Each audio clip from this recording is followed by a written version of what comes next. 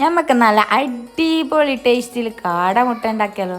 ഞാളല്ലട്ട ഉണ്ടാക്കുന്നത്, നമ്മളെ മാപ്പിളയും കുട്ടികളും കൂടിയിട്ടാ, ഉപ്പയും മക്കളും കൂടിയിട്ടേ നല്ല അടിപൊളി കാടമുട്ട ഉണ്ടാക്കുന്നുണ്ട്. എന്നാ വേമ്പ അതിന് നമുക്ക് ആദ്യം വേണ്ടി എന്തെന്നാ, ഒരു ചട്ടിയിൽ കുറച്ച് വെള്ളവും പറഞ്ഞ്, പിന്നെ നമ്മൾ കാടമുട്ട വേപ്പിക്കാൻ വെക്കണോ.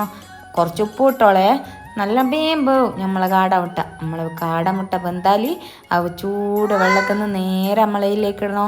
നല്ല പച്ച വെള്ളത്തിൽ ഇട്ട് കൊടുക്കണം. എന്തിനാന്നല്ലേ, നമ്മളെ കാടമുട്ട തോലർന്ന് കിട്ടും. പിന്നെ നമ്മളൊരു ചട്ടി വെച്ച് അതിലേക്ക് 3 സ്പൂണ് വെളിച്ചെണ്ണ വരണം കേട്ടോ. എന്തിനാന്നല്ല, നമ്മൾ ഉള്ളി വാട്ടാനിടോ. നല്ലോണം ഉള്ളിയെല്ലാം നല്ലോണം വാട്ടി ഇങ്ങെടുക്കണം കേട്ടോ. എങ്ങനെ വാട്ടു, നമ്മൾ ആ എണ്ണയിലിട്ട് കുറച്ച് ഉപ്പിട്ട് നല്ലോണം ഇളക്കി ഇളക്കി ഇളക്കി ഇളക്കി. ചെറിയ ഉള്ളി കേട്ടാ, ചെറിയ ഉള്ളി നിങ്ങൾക്ക് ഇഷ്ടമുള്ള അത്ര എടുക്കാം.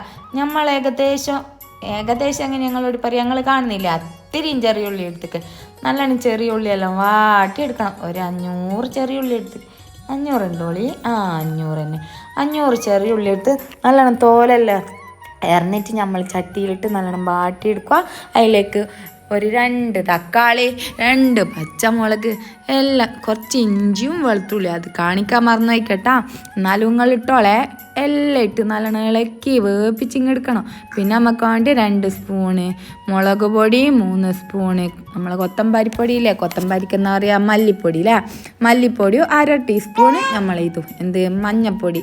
പിന്നെ നമ്മളെ മുട്ടയും ഇടണം, കുറച്ച് വെള്ളവും പറഞ്ഞ് നല്ലോണം വേപ്പിച്ചിങ്ങെടുക്കണം. എല്ലാം നല്ലപോലെ ബാടിക്കൊട്ടേട്ടാ.